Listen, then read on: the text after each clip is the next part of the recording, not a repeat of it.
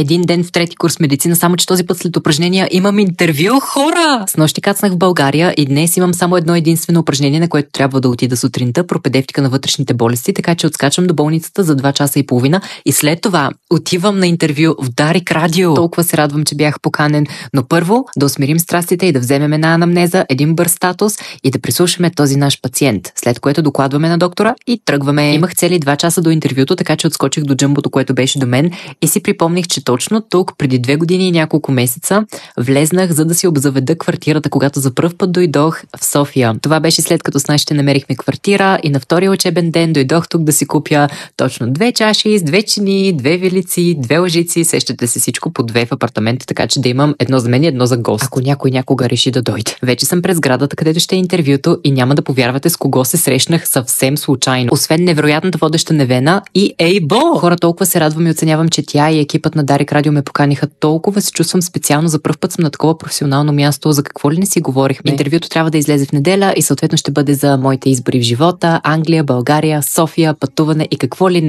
не. Вечерта правя презентация за утре и уча, защото ще имаме колоквиум и трябва да представям, така че това е моята презентация за фамилна хиперхолестеролемия и си лягам.